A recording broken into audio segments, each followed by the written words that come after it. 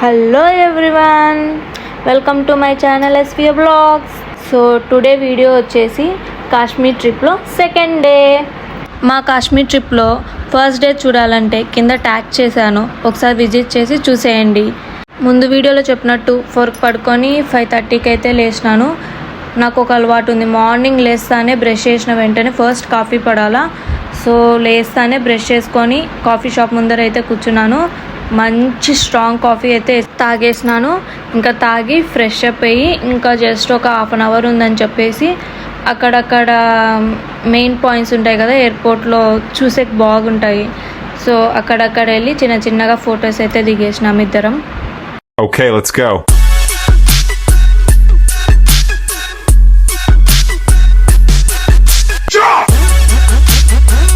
Photos అయితే మస్తు తీసుకున్నాను ఎయిర్పోర్ట్లో.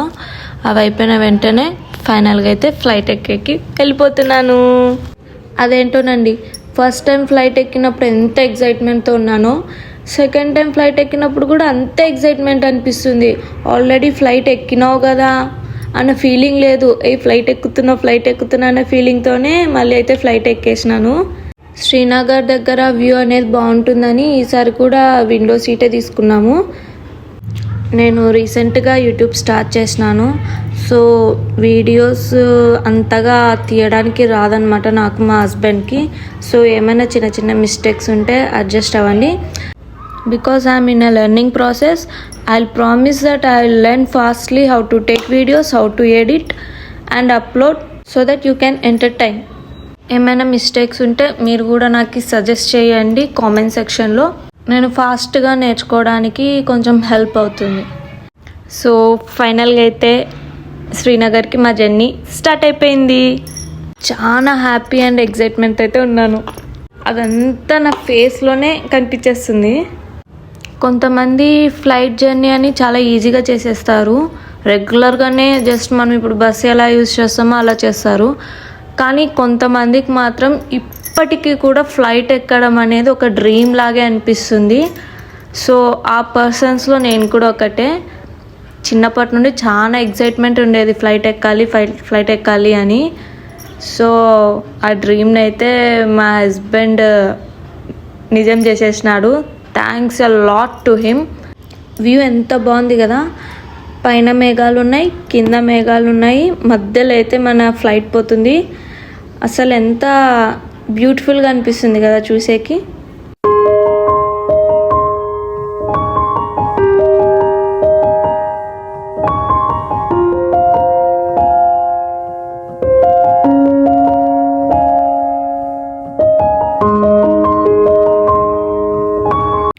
ఫైనల్లీ మన డెస్టినేషన్కి అయితే వచ్చేసినాము. You are reaching to Srinagar అన్న అనౌన్స్మెంట్ వినగానే గుండెల్లో రైళ్లు పరిగెత్తినాయండి ఎగ్జైట్మెంట్తో. అక్కడ హౌసెస్ అన్నీ కొంచెం వెరైటీగా అనిపిస్తున్నాయి, మన హౌసెస్కి చాలా డిఫరెంట్గా ఉన్నాయి అవన్నీ. ఫైనల్లీ ఫ్లైట్ అయితే ల్యాండ్ అయిపోయింది శ్రీనగర్లో. దిగినాక లగేజ్ అయితే కలెక్ట్ చేసేసుకున్నాము. ఇంకొక పేరు వస్తుంది మాతో పాటు కాశ్మీర్కి. ఏమంటే వాళ్ళు ఒక 2 days ముందే ఢిల్లీకి వచ్చి ఢిల్లీ ట్రిప్ తీసుకున్నారు, మాకు కుదరలేదు. సో మేము డైరెక్ట్ శ్రీనగర్కి వచ్చేసాము. సో ఇప్పుడు వాళ్ళ కోసం వెయిట్ చేయాలన్నమాట. సో వాళ్ళ కోసం అయితే మ్యాక్సిమం మేము 10 to 12:30 వరకు అయితే వెయిట్ చేసినాము. ఏంది వీళ్ళు ఇక్కడ ఫొటోస్ దిగుతున్నారు అనుకుంటున్నారా? కాదండి, మనకి ఇక్కడ ట్విస్ట్ ఏమంటే మనం శ్రీనగర్కి వెళ్ళినాక మన సిమ్స్ అనేవి కంప్లీట్గా బ్లాక్ అయిపోతాయి, అసలు కాల్స్ అనేవి ఎవరికి పోవు. సో మాకు అర్థం కాలేదు, మా ఇద్దరు ఫోన్స్ 1 hour అయినా కూడా సిగ్నల్ అనేది అందకుంటుంది. సో అక్కడ ఉన్న ఒక ఆఫీసర్ని అడిగితే అతను ఏం చెప్పినాడంటే శ్రీనగర్లో ఓన్లీ శ్రీనగర్ సిమ్సే యూజ్ చేయాలన్నమాట, అవి బయట ప్రొవైడ్ చేస్తారు ఎయిర్పోర్ట్ బయట. 10:30కి ల్యాండ్ అవ్వాల్సిన మా ఫ్లైట్ 10కే ల్యాండ్ అయిపోయింది. సో ఇంకా మాతో వచ్చిన వాళ్ళతో కాంటాక్ట్ కావాలంటే సిమ్ పని చేయకుంటుంది. సో ఫైనల్గా అయితే ఏం చేయాలో అర్థం కాలేదు. అక్కడే ఢిల్లీ నుండి ఎన్ని ఫ్లైట్లు వస్తున్నాయో ఆ ఫ్లైట్ వచ్చినప్పుడల్లా అక్కడ నిలబడి వాళ్ళు వస్తున్నారేమో చూడాలా. సో అలాగా మ్యాక్సిమం 2 to 3 ఫ్లైట్స్ వెళ్ళిపోయిన తర్వాత 12:45 ఆ టైం అప్పుడైతే వాళ్ళ ఫ్లైట్ ల్యాండ్ అయ్యింది. ఇంకా అప్పుడు అందరం కలిసి ఇంకా క్యాబ్ తీసుకొని అయితే గుల్మర్గ్కి అయితే స్టార్ట్ అయిపోయింది మా జర్నీ. ఆన్ ద వేలో క్యాబ్ డ్రైవర్ని అడిగితే అతనే నేను సిమ్ ఇప్పిస్తా అని చెప్పినాడు. సో వెళ్ళేటప్పుడు సిమ్ తీసుకున్నాము. అక్కడ పోస్ట్ పెయిడ్ సిమ్ అంట యూస్ చేసేది. సో మేము 500 రూపీస్తో 1 మంత్కి అన్లిమిటెడ్ డేటా ఉన్న సిమ్ అయితే తీసుకున్నాము. ఇంకా 4 మెంబర్స్ అదే దాంట్లో డేటా ఆన్ చేసుకొని ఫోన్స్ యూస్ చేసేవాళ్ళము. ఇక్కడ అంతా ఎలా ఉందంటే ఫస్ట్ మనం క్యాబ్ ఎక్కుతామా, క్యాబ్ డ్రైవర్తో కాంటాక్ట్ పెట్టుకున్నామంటే అతనే ఫస్ట్ షాప్ దగ్గరికి తీసుకెళ్ళి మనకి షూస్ అండ్ కోట్స్ అయితే ఇప్పిస్తాడు రెంట్కి. సో అక్కడ ఆ ఓనర్ని కాంటాక్ట్లో పెట్టుకున్నామంటే అతడే మనకి టూర్ గైడ్ని పరిచయం చేస్తాడు. సో ఆ టూర్ గైడే వచ్చేసి మళ్ళీ మనకి అక్కడ స్నోలో ఏమైనా గేమ్స్ ఆడుకోవాలనుకో అక్కడ గ్రూప్స్ ఉంటాయి కదా, ఆ గ్రూప్స్తో పరిచయం చేపించి మనకి గేమ్స్ ఆడిపిస్తారు. మొత్తం వీళ్ళంతా ఒకటే లింక్ ఉంటారనమాట. సో మనం మంచిగా కాంటాక్ట్గా ఉండి మెయిన్గా లాంగ్వేజ్ హిందీ లాంగ్వేజ్ మెయిన్గా వచ్చిందనుకో, ఇంగ్లీష్ ఉన్న మేనేజ్ చేయొచ్చు కానీ వాళ్ళకి మ్యాక్సిమం హిందీ వస్తుంది. సో మాతో వచ్చిన ఒక అన్నకి హిందీ బాగా వస్తుంది అనమాట. సో అట్లా హిందీ రావడంతో మేమైతే కంప్లీట్గా క్యాబ్ డ్రైవర్ కార్ నుండి ఇంకా టూరిస్ట్ గైడ్ వరకు మొత్తం మేనేజ్ చేసుకోగలిగినాము. ఫ్రెండ్స్, ఈ ట్రిప్ ద్వారా నేను నేర్చుకొని మీకు సజెస్ట్ చేయాలనుకుంటున్న చిన్న టిప్ ఏమంటే less luggage more comfort. Last time మేము గోవాకి వెళ్ళినప్పుడు జస్ట్ ఒక ట్రాలీ అండ్ ఒక కాలేజ్ బ్యాగ్ అయితే సరిపోయింది. కానీ ఈసారి కోల్డ్ ప్లేస్ కదా, సో 2 to 3 స్వెటర్స్ పెట్టుకున్నాము ఈచ్ పర్సన్. దానివల్ల ఒక ట్రాలీ ఎక్స్ట్రా అయ్యింది. జనరల్గా అయితే కాశ్మీర్లోనే ఆ కోల్డ్కి తట్టుకోవడానికి మనము స్నోలో ఆడుకోవడానికి గేమ్స్ అనేవి ఉంటాయి కదా, వాటికి వెళ్ళినప్పుడు అక్కడే మనకి రెంట్కి కోట్స్ షూస్ అనేవి ప్రొవైడ్ చేస్తారనమాట. ఆ విషయం మాకు తెలీదు. సో మేము ఇక్కడ నుండే కోట్స్ షూస్ తీసుకెళ్ళేసరికి మాకు కొంచెం బర్డెన్గానే అనిపించింది. సో మీరు ఎవరైనా కాశ్మీర్కి ట్రిప్ వేయాలనుకుంటే నేను ముందుగానే సజెస్ట్ చేస్తున్నాను, మీరేమంత లగేజ్ తీసుకెళ్లాల్సిన అవసరం లేదు. మనిషికి ఒక చలి ఆపడానికి స్వెటర్ మోడల్లో కోట్ తీసుకోండి. ఇంకా షూస్ అనేవి ఇంకా ఎక్కువ చలి అనిపించినప్పుడు అక్కడే కోట్స్ అనేవి వాళ్ళే ప్రొవైడ్ చేస్తారు. మనం రెంట్కి 2-3 డేస్కి తీసుకొని అవే యూస్ చేసుకోవచ్చు. మేము శ్రీనగర్ నుండి గుల్మర్గ్ వెళ్ళే దారిలో ఫస్ట్లో అయితే స్నో అంతగా కనిపించలేదు. అప్పుడు కొంచెం బాధ వేసింది, ఏంది స్నో లేదు, ఎట్లుంటుందో ఏమో గుల్మర్గ్లో అని. కానీ ఆన్ ద వేలో వెళ్ళే కొద్దీ స్నో అనేది పెరుగుతూ పోయింది. నేను మీ అందరికీ ఏం చెప్తానంటే లైఫ్లో ఎప్పుడో ఒకసారి చూడాల్సిన ప్లేస్ అండి కాశ్మీర్. నాకైతే చాలా బాగా అనిపించింది. సో మీకు చెప్తాను, ఎప్పుడైనా వీలైనప్పుడు కుదిరితే అలా వెళ్ళి కాశ్మీర్ చూసేసి ఎంజాయ్ చేసి ఆ స్నోలో వచ్చేయననే చెప్తాను. మళ్ళీ అది ఎప్పుడు వెళ్ళాలంటే మనం డిసెంబర్ టు ఫిబ్రవరి లోపల వెళ్ళాలా. ఫిబ్రవరిలో స్నో ఎక్కువ ఉంటుందన్నమాట, స్నోఫాల్. సో ఆ టైంలో మనకి వెహికల్స్ దొరకడం కానీ ఎక్కడన్నా బయట వెళ్ళి ఎంజాయ్ చేయడం కానీ గేమ్స్ ఆడడం కానీ స్నోలో కొంచెం కష్టం అనిపిస్తుంది. సో మ్యాక్సిమం జనవరి మంత్ని ప్రిఫర్ చేస్తే చాలా బెటర్ అనమాట. ఇంకోటి ఏమంటే ఫుడ్ అనేది ఎక్కువ మ్యాగీనే ప్రిఫర్ చేస్తారు అక్కడ. మామూలుగా ఈ రోటీ రైస్ అనేవి ఉంటాయి కానీ వాళ్ళ మసాలా అది మనకి కొంచెం కష్టం అనిపిస్తుంది తినేకి. అలవాటు ఉన్న వాళ్ళు పర్లేదు కానీ కొంతమందికి కష్టంగానే అనిపిస్తుంది. సో మనం వెళ్ళేటప్పుడు ఇంటికాడ నుండి ఏమన్నా పొడులు కానీ లేకుంటే చట్నీస్ కానీ తీసుకెళ్ళడం బెటర్. ఇంకొచ్చేసి నాన్ వెజ్ని అవాయిడ్ చేయడం చాలా బెటర్. ఎందుకంటే కోల్డ్ ఏరియా కాబట్టి మనకి నాన్ వెజ్ తినడం వల్ల డైజెషన్ ప్రాబ్లం రావచ్చు. ఇంకోటి ఏమంటే హెవీ మీల్స్ కాకుండా లైట్ మీల్స్ తీసుకోవడం చాలా బెటర్. ఎందుకంటే మనకి ఇక్కడ జరిగినంత ఫాస్ట్ డైజెషన్ అక్కడ కోల్డ్ ఏరియాలో జరగదు. నేనైతే మ్యాక్సిమం జీరా రైస్తోనే మ్యాగీతోనే అక్కడ మొత్తం గడిపేసిన. దాంతోపాటు రెగ్యులర్గా హాట్ వాటర్ తాగడం కానీ, పూర్తిగా కోల్డ్ వాటర్ అవాయిడ్ చేసేసి హాట్ వాటర్ తాగడం కానీ, ఇంకా రెగ్యులర్గా టీ కానీ కాఫీ కానీ తీసుకోవడం వల్ల మన బాడీ మన టెంపరేచర్లో మెయింటైన్ చేయడానికి కొంచెం అవకాశం ఉంటుంది.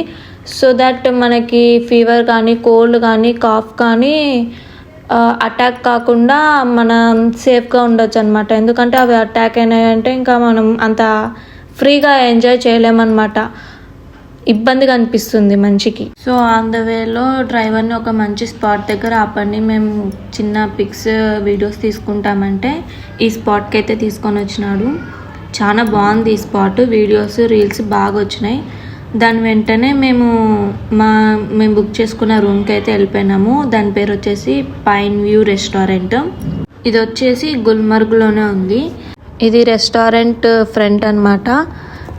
ఇదే అనమాట pine view resort and restaurant మేము బుక్ చేసుకునేది.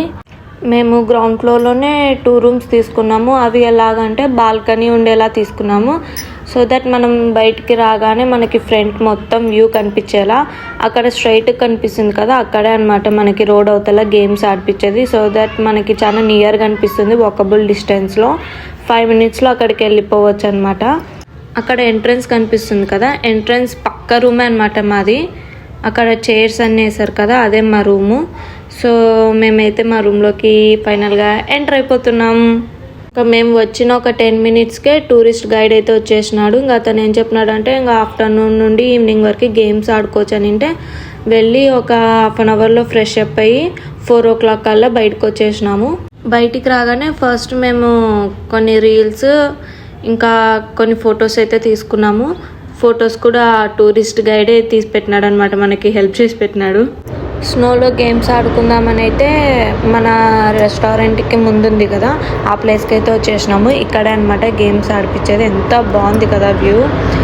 సో నా ఫైనల్ లుక్ అయితే ఇది. ఇలా రెడీ అయితే వచ్చినాను చలి ఆపుకోవడం కోసము. ఫస్ట్ డే కదా, కాన్సన్ట్రేషన్ అంతా వ్యూ మీదే ఉంది, చలి అనే మాటే లేదు. ఆ ఎగ్జైట్మెంట్లో ఆ చలి అలాంటివి ఏం కనిపించట్లేదు. ఇక్కడ ఈరోజు 6 లోపల 2 games ఆడి ఆ తర్వాత టుమారో గొండోలా రైడ్ ఎక్కాలని అయితే ఫిక్స్ అయినాము. ఇక్కడ ఎలా అంటే ఆఫ్టర్ 5:45 నుండే ఇంకా చీకటి పడేలాగా అనిపిస్తుంది. సో 6 తర్వాత ఇంకా మ్యాక్సిమం అందరూ ఆర్మీ ఆఫీసర్స్ అందరూ వచ్చేసి రూమ్లకు పంపించేస్తారు మనల్ని, ఉండొద్దు ఇక్కడ అని. సో ఇక్కడ మనం గేమ్స్ ఒకటి స్లెడ్జ్ రైడ్, ఇంకొకటి స్కీయింగ్ అనమాట. 4 members-కి ఆ 2 games వచ్చేసి 3000 ఏమో మాట్లాడినారు టూర్ గైడ్. సపరేట్ ఇంకా వాళ్ళు మనకి హెల్ప్ చేసినందుకు సపరేట్ అమౌంటే. ఆ 2 gamesలో నాకు స్లెడ్జ్ రైడ్ అయితే బాగా నచ్చింది. ఇదిగో ఇదే స్లెడ్జ్ రైడ్ అనమాట. స్నోలోకి ఎంట్రన్స్ గేట్ కాన్ నుండి మిడిల్ ఆఫ్ ది పార్ట్ వరకు మ్యాక్సిమం అందరూ ఈ స్లెడ్జ్ రైడ్లోనే వస్తారు. ఎందుకంటే వాకింగ్ చేయడం చాలా కష్టం అనిపిస్తుంది అక్కడ. నేను టోటల్గా 3 days కలిపి దాదాపు ఒక 15 to 20 times ఫటాఫటా అని కింద పడింటాను. ఏమంటే స్నో కాబట్టి మనకి ఏమంత పెయిన్ అనిపించదు, ఎందుకంటే అక్కడ స్నో అది స్లిప్ అవుతుంది అనమాట మన షూలకి. సో మనకు అలవాట్లేదు కాబట్టి జారుతూ ఉంటుంది. కానీ వాళ్ళ షూస్ మాత్రం చాలా స్టిఫ్గా ఉంటుంది, కింద ఐస్కి బాగా పట్టుకుంటుంది, కానీ మన షూస్ అంతగా పట్టుకోవు. సో స్లెడ్జ్ రైడ్ ఇదే అనమాట. మేము బాగా ఎంజాయ్ చేస్తున్నాం చూడండి. వాళ్ళు తీసుకొచ్చి మిడిల్లో పెడతారు. ఎక్కడంటే వాళ్ళ గ్రూపు స్కీయింగ్ గేమ్ ఆడిపించే గ్రూప్ దగ్గర ఆపుతారనమాట. అక్కడ ఆగేసి నెక్స్ట్ మనం స్కీయింగ్ గేమ్ కాదనుకోండి, స్కీయింగ్ అయితే చేస్తాము. ఇక్కడైతే మా హస్బెండ్ ఎలా అవుతున్నాడు నన్ను స్లెడ్జ్ రైడ్లో. ఆయనకు అదొక సంతోషం అట్లా తీసుకెళ్ళడం.